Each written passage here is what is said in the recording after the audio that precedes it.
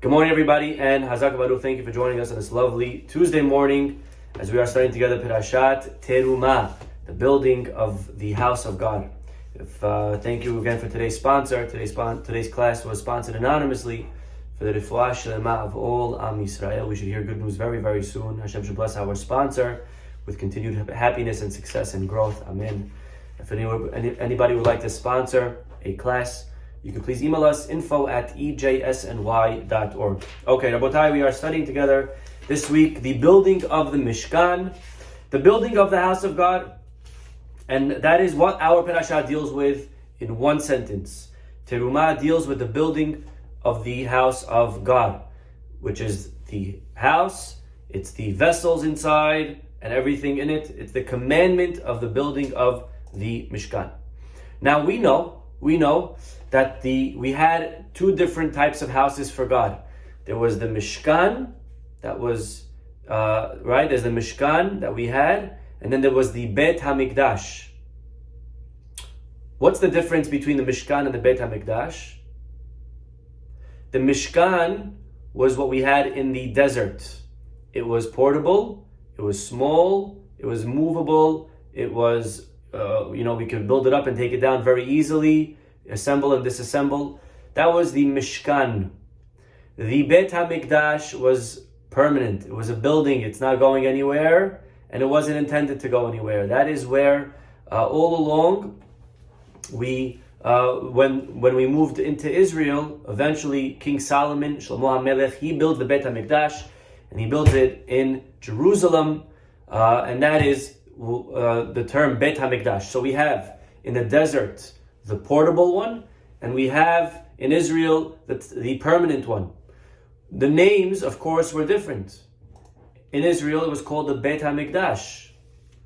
In the desert, it was called not the Bet HaMikdash, it's called the Mishkan. And the Mishkan, again, is the word Mishkan is used all over our parasha. Okay? By the way, what does Mishkan mean? Anyone know? Mishkan means from the word Shekhinah, where God, it does not mean building. No, it does not mean building. Mishkan comes from the word Shekhinah. Shekhinah is God's presence. So Mishkan is the presence of God. That's what it is. And so the one in the desert, right, let's just find the picture again. The one in the desert, which was relatively small, this one, okay, this is called the Mishkan, and it's where Hashem rested His presence. The translation of Mishkan into English is tabernacle, okay? I don't know anyone that ever used that word in their life, unless you're Art Scroll. So yeah, tabernacle, if that helps. Either way, there's the tabernacle, which was again used in the desert. It was also used when we moved into Israel. Yes, thank you for reminding me. When we moved into Israel, it was there until we built the Bet HaMikdash. Like we said, Shlomo HaMelech built the Bet HaMikdash. So until then, we still used the Mishkan. There was the Mishkan that it went when we went to Nov, to Shiloh. It was in a few places in Israel. Eventually, when we built the Bet HaMikdash, it was all put away. It was put in Genizah, and the Bet HaMikdash was built. Okay, the question is, what's the difference between the names? Why do we refer to one as Mishkan and the other as Bet HaMikdash? Why don't we just give them both the same name? Why not stay with the name Mishkan? Why not call the one in Israel when we built the one why change the name? Why change the name to Bet HaMikdash? If it was good enough to be called Mishkan in Israel, in the desert, then stay with the word Mishkan when you build the actual house. Why change the name? Okay, very interesting question. We take it for granted and we assume, of course, it's a different name. Why should that be? Why should that be? When I move to Israel, I don't change my name. I'm still Ariel Mizrahi, right? When we move the house of God to Israel, it should stay the Mishkan. And the answer is very beautiful, that the Mishkan, or the house of God, has two functions. There are two purposes of why we need the Mishkan. What are the two purposes? What are the two functions of this house? Number one, it's a place for the Shekhinah to rest.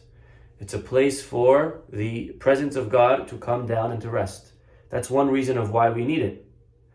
But there is another purpose of the Mishkan, and that is the house of God. Not only for Hashem to rest His presence, and again, whatever that means, but it's a place that we go and it keeps us Jewish. It keeps us separate. It reminds us, a person would go to the Beit HaMikdash, they would go to this place, they would be reminded of who they are and their heritage and their roots. They'd be proud to be Jewish, to be proud to be observant, proud to be connected to Torah, proud to be connected to all the values of the Torah. And therefore, there's two purposes. One is for the Shekhinah to rest, and one is to keep us separate, which is now very understandable why each name was given the name. When we went to Israel, we needed to be separated from the Goyim. We needed to be reminded. And therefore we build the Beit HaMikdash. What does Mikdash mean? Mikdash not only means holy, but when a guy says to a lady, Hareat Mekudeshet Li, and he hands her a ring, right? Those beautiful words, right? What are the three most beautiful words that a person will ever say to his wife? If you said, I love you, you got it wrong. The most three important words are, here's my card. Okay? Here's my card, honey. Just use the credit card. It's all good. Those are the three most important words. The second most three important words are, I love you, of course. And Harei at mekudeshet li, 4 words that a person says to a lady and now they are married. What does that mean, Harei at mekudeshet li? They're technically engaged. But halachically speaking, there's no difference between engaged or married. Either way, once they reach that step, halachically, if you say those words and she accepts, you're considered fully connected, and the only way out is with a get, with a divorce bill. Okay, not enough to just break up through text or phone call or even in person. Once you say those words, which is why today, by the way, a husband no longer proposes to his wife with those words. Unless they're right there in the wedding hall under the chuppah, ready to actually go ahead and get married. It used to be a man would say those words and then they would go and prepare for a year and then have the wedding. Right? You would say, Hareat Mekudeshet Li. They get engaged with witnesses and then, okay, prepare, I'll see you in a year. And then they go and prepare for the wedding, and then they have the wedding, which is the chuppah with Sheva Berachot. But what happened is that led to a lot of problems. And therefore, today we don't have a big break in between the engagement and the wedding. Because the truth is, once you get engaged, if you want to now go and break up, you need a get. And then people will not stay loyal sometimes in the engagement period. And then a lot of mamzerim are born, God forbid. So we want to make sure you're married, and we want to make sure that you're content with this person. So we don't get engaged until we're ready to get married as well. We do it back to back in the wedding hall, right then and there. He hands her the ring. Now they're engaged. Then the rabbi speaks, or the hazan sings a song just to create a small separation. And then they get married with the Sheva Berachot under the chuppah. Okay, beautiful. Just in case anyone here is performing a wedding soon, now you know how to perform. Okay, but what does it mean? Hareat mekudeshet li. What do those words mean? You are holy, girl. You be holy unto me. Hareat mekudeshet. It doesn't make sense. It's nice, sounds cute. What does it mean? So anyone know? You can take a minute, write it on the side. What does kadosh mean? When we say ladies mekudeshet li, what does kadosh mean? And yes, obviously holy, that's how we use it, but really it doesn't mean that.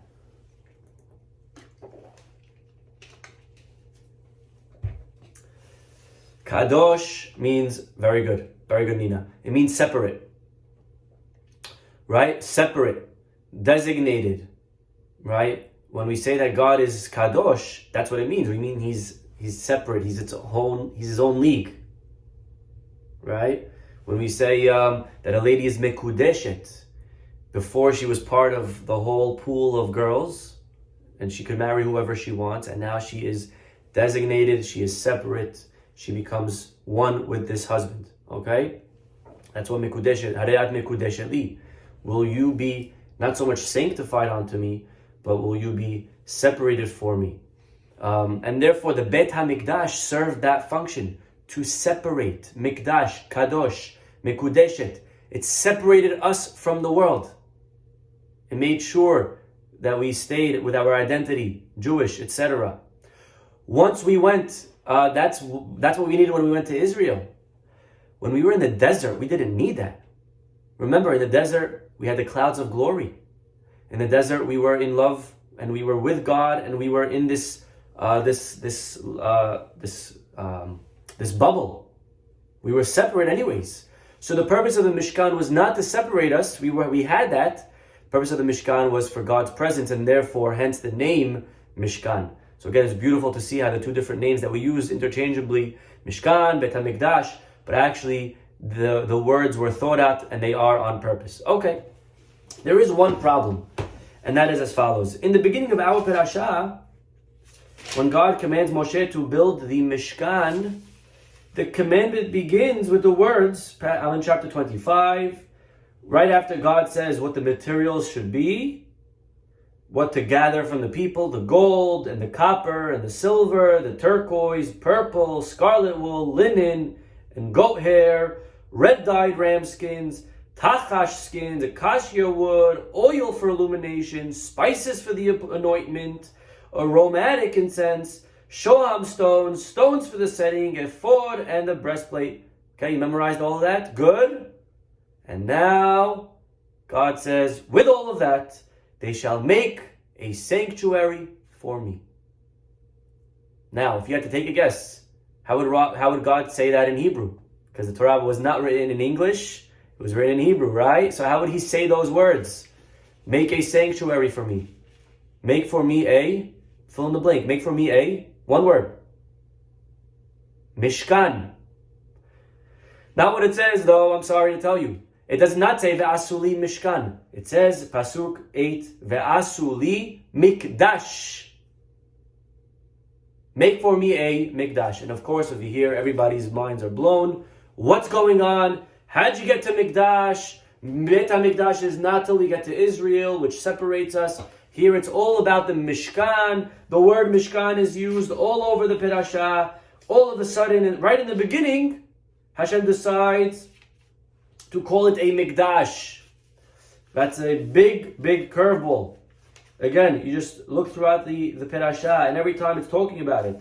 Ve'et HaMishkan ta'aseh. And I want you to make the tabernacle. Okay, and this is how you shall make the Mishkan. Mishkan. Make Kerashim for the Mishkan. Make the beams for the Mishkan. Make the planks for the Mishkan. All of it, Mishkan. How many times do I find the word Mishkan over here? Dozens and dozens. And the first commandment that deals with the original instruction, building it, it calls it a Mikdash. Okay? This is a very interesting question.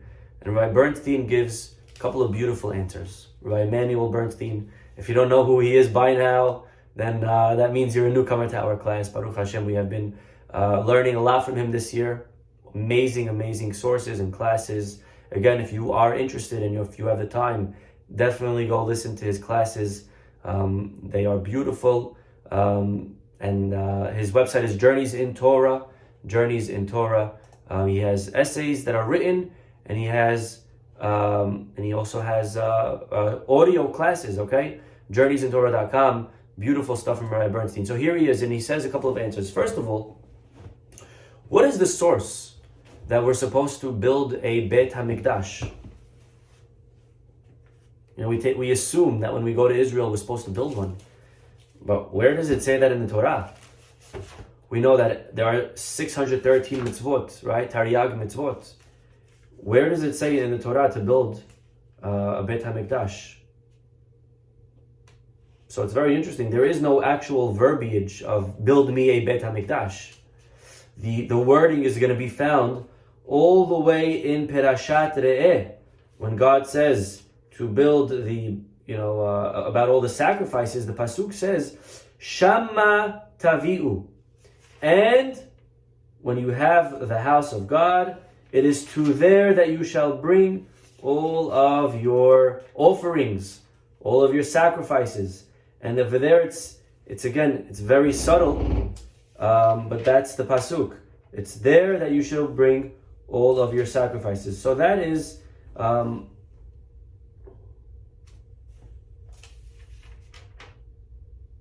okay, Perashat Re'eh, Shama tavi'u. It is to there that you shall bring all of the sacrifices, okay? Now, this is the source according to the Samag. Okay, the Samag was a Rishon who listed 613 mitzvot. So when he was asked, where does it say to build a Beit HaMikdash, he pointed to this pasuk, Shama tavi'u, and this is the source that one needs to build a Beit HaMikdash. The pasuk is not saying explicitly, but it's saying when you get to Israel and Hashem will pick the place that his Shekhinah is going to rest, to there you shall bring all the korbanot. So that's clearly telling us that we have to have a house in Israel that we bring our korbanot. Okay. The problem is, why doesn't he just quote our pasuk? Very simple. Our pasuk, ve'asuli mikdash, seems to be very straightforward. Make for me a mikdash, right? The answer is this: the Kesef Mishnah says that's not a good pasuk because that's talking about the Mishkan. It's talking about the Mishkan that we had in the desert, right? The tabernacle, and yes, that was a mitzvah. But where do you see a mitzvah that extends to Israel? And therefore, for that we need the other pasuk of Shama tavi'u. The pasuk very clearly states that when we get to Israel, we shall bring to there our sacrifices. Okay, Rabotai, the problem is Maimonides. The Rambam says in the Sefer HaMitzvot, when he codifies the 613 commandments, the Rambam lists the mitzvah of building a Beit HaMikdash, a house for God. He calls it one of the 613. And he says, and what's the pasuk that says that we should do this? The Asuli Mikdash. The obvious question is, how could it be? How could the Rambam's source to build the Beit HaMikdash be our pasuk and our parashat Terumah of the Asuli Mikdash when that's only talking about the Mishkan? Says the Kesef Mishneh, well, because Shama Tavi'u is not a good pasuk. Why not? So, and this is a very important, much larger discussion, but just to touch on it a little bit. When we speak about the 613 commandments, right? Tariag mitzvot. What's the criteria to be called one of the 613 mitzvot? Because I guarantee you, if you look in a Chumash, you will find a lot more than 613. Right? There are dozens just right here when it comes to building the Mishkan. The menorah, build the Mizbeach, building the table, all of these different things, right? And by the way, and they're not each their own mitzvah, right? They're all part of the mitzvah of building the Mishkan or building the Mikdash. Because to be called a mitzvah, so again, I'm just trying to prove there are different criteria for calling something a mitzvah. One of the things that we need to call something a commandment, the 613 commandment, is it has to be written belashon tzivui. It has to be written as a commandment. If it's written as a suggestion, if it's written just as something that you should do, by the way, it's possible to be a mitzvah and not as one of the 613. I don't know if you knew that. Okay? That for me was a novel idea. You could be a mitzvah and still not a mitzvah of the 613. Because to be part of the 613, it has to be written belashon tzivui, it has to be written as a commandment. When the pasuk says, Shama tavi'u, and it's to there that you shall bring all your sacrifices, at the end of the Torah, when Parashat Re'eh, Moses says to the Jewish people, and to there you shall bring all of your sacrifices. That is not a commandment, or that's not written as a commandment per se. That's just telling you the Seder HaDvarim, that's giving you the storyline. You're going to get to Israel, you're going to build the Beit HaMikdash, you're going to It was never said, and you must, as a commandment. And therefore, Rambam holds that does not fall under, that does not fit the requirements to be considered one of the 613. And therefore, we need the other pasuk, Ve'asuli Mikdash. That's a commandment. And again, it's written in plural, it's a commandment on all of the Jewish people, by the way. And this is also something very interesting, that the commandment to build a Beit HaMikdash falls on everybody, okay? It's not just about, it's not only for men. The Rambam writes very clearly, the mitzvah to build a Beit HaMikdash falls on everyone, men and women. The Rambam is in the laws of Beit HaBehirah, chapter 1, halacha 11. Okay, let's just take a minute and open that up. Halacha, okay, Mishneh Torah, and the Rambam right here.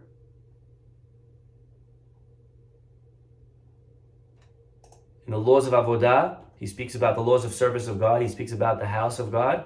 And in halacha 11, the Rambam writes, umitzvah,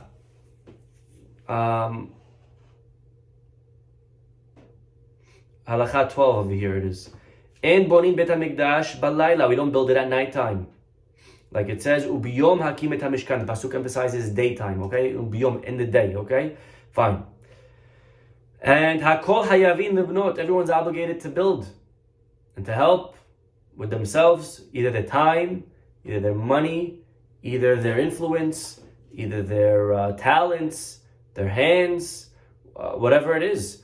Anashim v'nashim, men and women.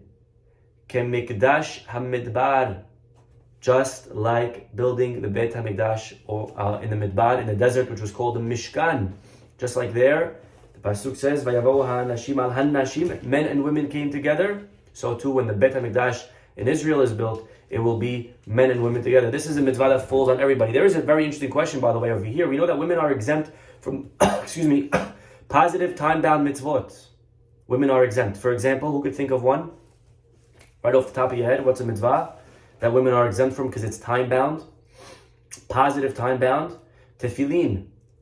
Right? Women are exempt because it's time-bound. Tzitzit. It's time-bound. Eating in the sukkah. Shaking lulav. Hearing shofar. These are all mitzvot that women are exempt from. Of course, they could still do them, and they should if they can, but they're technically exempt. And if that's the case, why in the world are the women obligated to build the Beit HaMikdash if it's a time-bound mitzvah? It's limited to the daytime. At nighttime, right? They don't have to, so therefore they should be exempt. And by the way, there are exceptions to the rule. We do find certain mitzvot that are time-bound that women do have to do. For example, Kiddush. Kiddush on Shabbat is time-bound. It's limited to one day a week. But women have to do it, which is a separate discussion for now. But just to keep it at least on our topic, why do women have to build the Beit HaMikdash? So there are a few answers to this question. One of them is that there's two parts to the Beit HaMikdash. There's the building part and there's the preparing. For example, sewing all of the items for the Beit HaMikdash. That's not the actual building, that's the preparation. Bringing in the gold, bringing in the silver. This is what we call a hechsher mitzvah. It's allowing us to do the mitzvah, like building the sukkah. The building itself per se is not such a mitzvah. The mitzvah is really the eating in the sukkah. Well, when it comes to the Beit HaMikdash, there were two separate mitzvot. There was the preparing and then there was the actual building. The only thing that's limited to daytime is the building. The building must be during the day. But the preparing can be at night, and therefore it's not limited, and that is why the women are obligated to do it as well. Okay, there is another answer from Rabbi Yisrael Gustman, and he says he was a Holocaust survivor, and he says that the mitzvah, the obligation of building a house of God is not an individual obligation, meaning there are certain mitzvot that fall on everybody, like eating matzah. Everyone has to do that. But there are certain mitzvot that falls on everybody, but not on the individual. Right? I hope that's clear. Meaning, there's a mitzvah on everybody to bring a korban once a day. Right? The guy in the Beit HaMikdash does that, and he has me in mind. God bless you, love you, man. Right? But I don't have to personally go and do it. He could do it for me. Right? As opposed to Megillah reading, you can't have one guy read and have everyone in mind. Everyone has to actually go and hear it themselves. Eating matzah, I can't just let the head of the house eat, and watch him, and I'm just sipping on my nice water and munching on my nice, maror and lettuce, and watch him eat the matzah. It doesn't work. I have to actually eat it myself. So some mitzvot fall on everybody as people and as individuals, and some mitzvot just fall on the community. Well, the mitzvah of building the Beit HaMikdash is a mitzvah on the community, but not on the individual per se. Meaning, let's say somebody wanted to do it all alone, and he wanted to just say, listen guys, I got it, I'll do it. Then technically I wouldn't have to get involved if I didn't want to. and I can, but it's not like matzah or like hearing the Megillah that I have to do it. We all have to do it personally. There's no mitzvah to personally do it. There's a mitzvah to make sure it's done. Personally, I have to make sure someone does it. And therefore, since it's a communal mitzvah, everyone has a chiyuv, but not everyone has to actually do it. So it's this interesting, it's an interesting type of mitzvah. And therefore, there is no exemption here for time bound. So even women are obligated. Be it as it may. Let's just come back to our original question. So one more time. The Rambam understands that the commandment to build the Beit HaMikdash in Israel is from our pasuk in our parasha, the Asuli Mikdash. The commandment later on in Parashat Re'eh is not enough because that is not written as a commandment. And says the Kesef Mishneh, says the Bet Yosef, says of Yosef Karo something beautiful. If this is the source of the Rambam, of the future, of why we have to build the Beit HaMikdash in Israel, now we have an answer to our original question. Throughout the Parashah, it's referred to as a Mishkan. But the only time it's referred to as a Mikdash is right here in the beginning. Ve'asuli Mikdash. Why? Because it is alluding to the commandment of the future when we get into Israel to build a Mikdash. Beautiful. So again, if it only said Ve'asuli Mishkan, maybe that would be only, building the one in the desert. But it also writes Ve'asuli Mikdash to allude to the mitzvah of later on when we get into Israel. Okay. By the way, there is a similar idea that Rambam writes when it comes to the laws of praying. Okay, is praying one of the 613 commandments?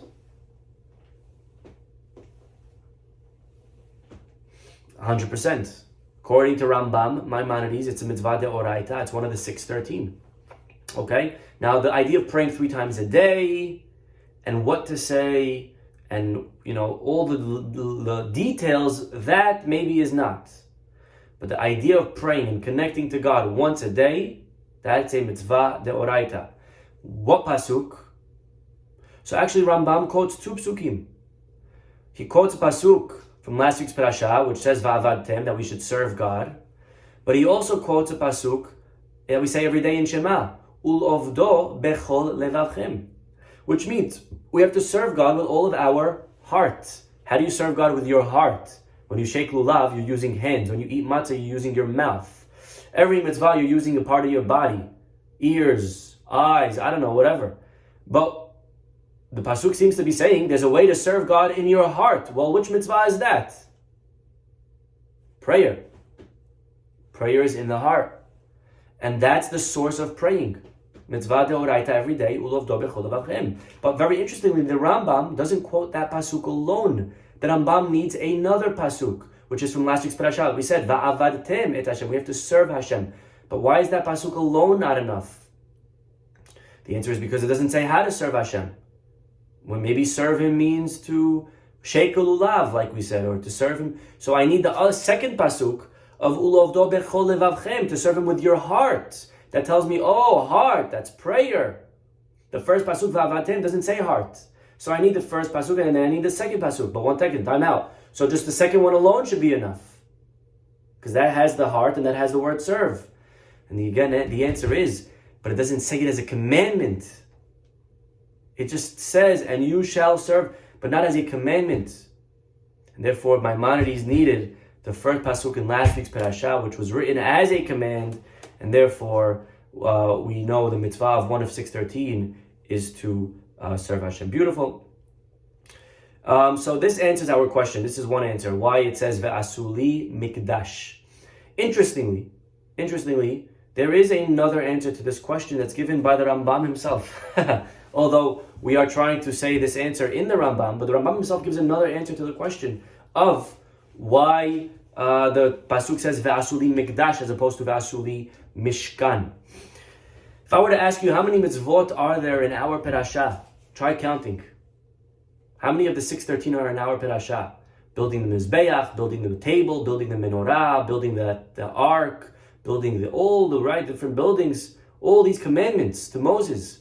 You know how many mitzvot in our parasha? 1. What do you mean 1? But Rabbi, you just listed so many. Building the menorah, the mizbeach. And the answer is, they are all subcategories of the 1. Meaning, there's one commandment of 613 called building the Mikdash. Part of that is a menorah, a mizbeach, a table. That's all under the commandment to build a Mishkan, a Mikdash. By the way, this is not the only time we see that mitzvah. For example, where else? Who could think of another example of this in Torah, that there's a commandment, and under that one commandment, there's many other subcategory commandments. But they're not each individually one of the 613. They're all like 1.1, 1.2, 1.3, 1.4. A very easy example is korbanot. When you bring a korban, there's a mitzvah to bring a korban hashachar every day. Now, within that mitzvah, there's the slaughtering, the sprinkling of the blood, the gathering of the blood, the throwing of the meats on the mizbeah. Now, those are not each individually another one of the 613, because then you'll get to a lot more than 613. There'll be thousands of commandments. They're all each an individual part of the one larger commandment to bring a daily sacrifice. Well, if that's the case,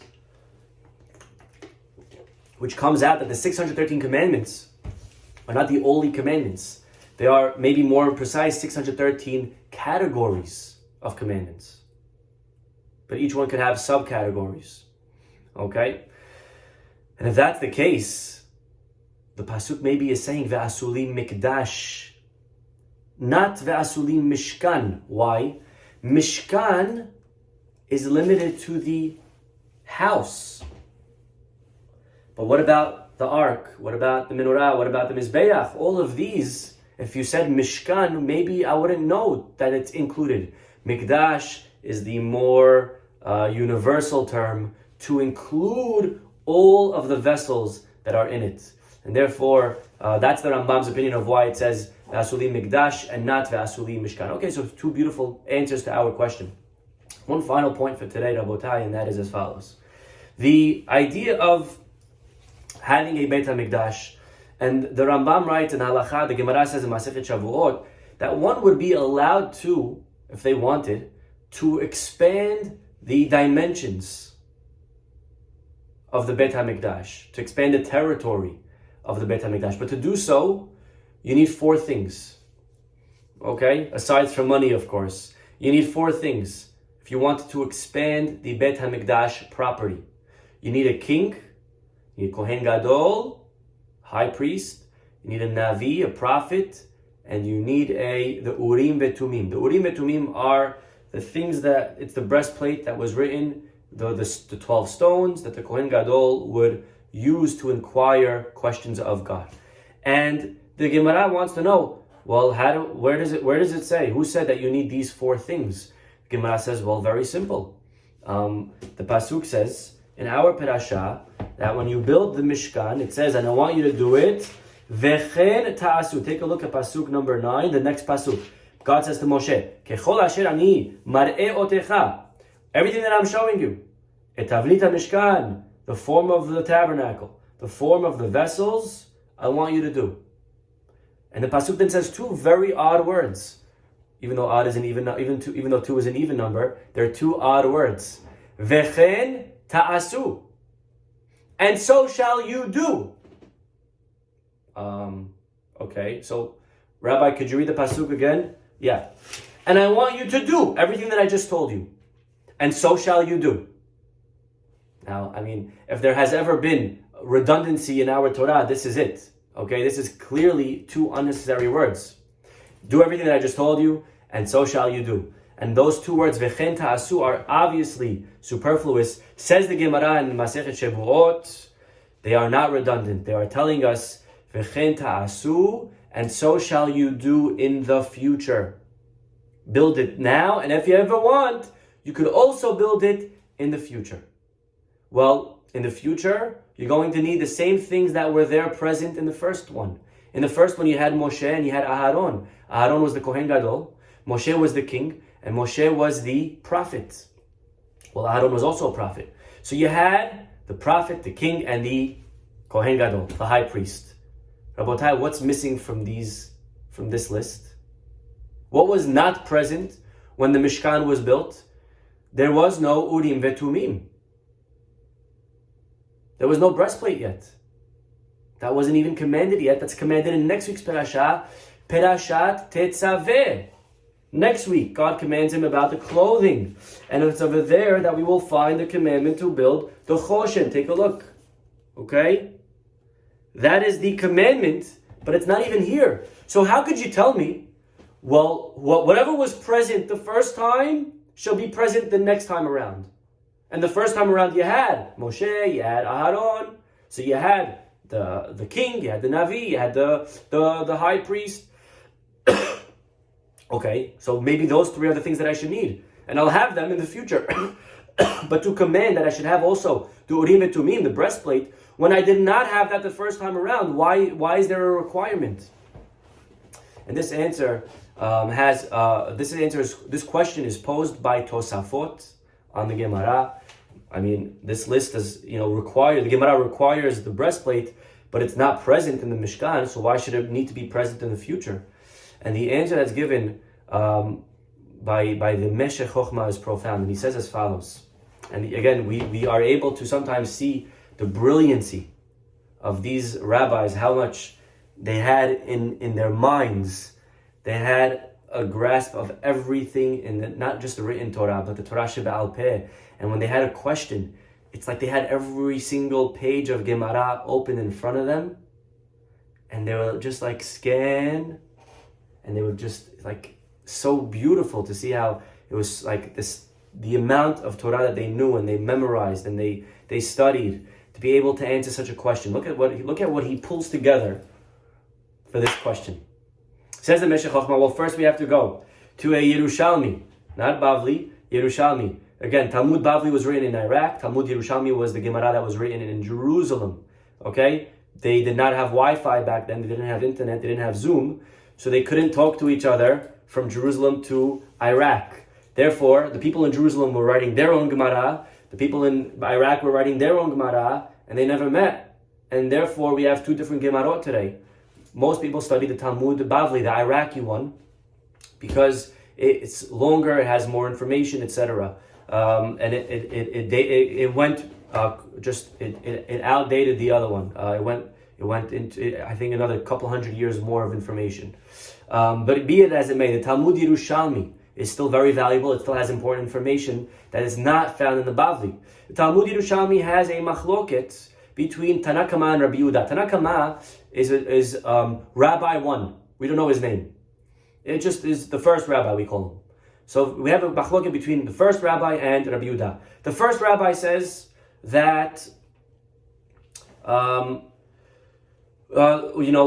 first rabbi asked the question, why do we need Urim Vetumim? Why do we need it? And Rabbi Yehuda says, because we need it. Now, this is the end of the Gemara, okay? And it sounds like a very strange Gemara. That's not really a convincing argument. Usually the Gemara has a lot more depth than that. To just say, why do we need it? And the other rabbi says, well, because we need it, right? What kind of answer is that? Well, anyways, there is another machloket that they have in a different place. And here is that argument. You ready? What does the word Urim Vetumim mean? We use those words all the time. And we translate it as the breastplate. But what do they literally mean? When he had on his chest the Urim Vetumim. Well, Urim is or, light, right? It gave light and clarity. What is Tumim? Anyone know? So actually it's a mahloket. Between who? Take a guess. That's right. The first rabbi and Rabbi Yehuda. So again, this is a separate Gemara in the Yerushalmi, and it has this other machloket of what does Tumim mean? Well, the Tana Kama says Tumim from the word Temim, which means perfect. Which means they will only work when Am Yisrael are Tamim, when they are perfect and following the ways of God. If the Jewish people are not righteous, the Urim Vetumim will not work. So Urim is what they do, and Tumim is how they will do. They light up, but only if we, as the Jews, are Tamim, if we are perfect and sincere and connected to God. That is Tana Kama's opinion. Rabbi Yehuda though argues. Rabbi Yehuda says, no, Tamim means nothing to do with the Jewish people. Tamim means, and they are final. Whatever they say is the final say. Right? Now, the Tanakh Kama holds. Why do we need Urim v'Tumim? That's his question. Why do we need it? We have a Navi. And if you think about it, a Navi is the same exact thing as the Urim v'Tumim. They're both telling you a prophecy. They're both telling you the future. The breastplate and the prophet, they both tell you what's going to be. So why do we need the Urim v'Tumim? And that's Tanakh Kama's question. And his question is on the assumption that, the Urim v'Tumim are there just to give you the future. But Rabbi Yehuda says there's a very big difference. A prophet, yes, he gives you prophecy, but his words are not final. The Urim v'Tumim, they are final. Whatever they say must and will happen. A prophet, actually, this is something very nice that I remember reading. If a prophet's prophecy comes true, that's a failure. Because a prophet, you ready for this? A prophet is meant to predict punishment. That's what they do. A prophet comes and says, guys, if you don't shape up, there's going to be curse, there's going to be no rain, there's going to be da-da-da-da. So he's telling you the future, but it's a curse of a future. And if it comes true, that's a failure of the people to change. Actually, the most successful prophets were the ones that the prophets never came true. That the prophecy never came true. Because that means that the people paid attention and they changed, and therefore my prophecy didn't need to happen. Who is a classic example of a prophet that his words didn't come true? Yonah. Yeah, very good. Nineveh. Remember Yonah? Yonah was sent to tell them that they're going to be destroyed. What ended up happening? It wasn't. Success, that's a successful prophecy. It ended up not happening. He told them that they're going to get destroyed, and they didn't get destroyed, and because they changed. And again, why we read this on Yom Kippur is, I think, very obvious. Because maybe many of us on Yom Kippur have a certain decree on us, or a prophecy on us, or a prediction on us that we're going to have maybe a certain year that's not so promising and not so positive, but we could change that. So a prophet, if their words come true, that's not a good thing, right? The Urim v'Tumim words must come true. Those words are final. A prophet's words are not final. And if that's the case, Rabotai, there is one exception. Which is the only prophet that his words were final? Moshe Rabbeinu.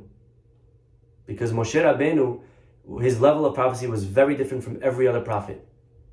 Again, every other prophet, and the Rambam goes through the list, every other prophet, whatever they would say, it was very fuzzy. They got a vision, it wasn't clear. They would prophesy with the words, Ko Amar Hashem. Hashem said something like this, because they didn't get the very clear and obvious vision. They had to, decode it. So, Ko Amar Hashem. Hashem said something along these lines. How did Moshe prophesy? Not with the words Ko Amar Hashem. How did Moshe begin every one of his prophecies? Zeh hadavar asher tiva Hashem. This is what Hashem said. What's Zeh? Zeh is this, you're pointing. It's very clear in Moshe's mind. Zeh hadavar. Not Ko Amar, like this, God said. This is what God said. Moshe was not delivering a prophecy of his own opinion or something that was maybe able to be changed. Moshe was delivering the Torah. That's concrete, that's forever. That's eternal. Moshe is giving us the 613 commandments. And therefore, Moshe, in a way, says the Meshech Chochmah, Moshe is the Urim v'Tumim. Just like the Urim v'Tumim are final, which is what Tamim mean, Moshe's word is Tamim. Moshe's word is final. He is not your average prophet. And therefore, going back to the question of the Tosfot, amazing. Well, where do you see in the Mishkan the Urim v'Tumim? They were only created in next week's Parsha. The answer is yes, but you had it in a person. You had it in Moshe Rabbeinu. Never again will you have that, and therefore the equivalent of Moses will be a regular prophet, will only be Navi. You'll be missing the Urim and Tumim, and therefore you'll need the Urim and Tumim actual to supplement for the lack of Moshe Rabbeinu. And again, these are some amazing thoughts on the Perashah, the difference between Mikdash, Mishkan, in the desert, in Israel, the expansion, and so on and so forth. We'll stop over here for today. Have a wonderful, wonderful day.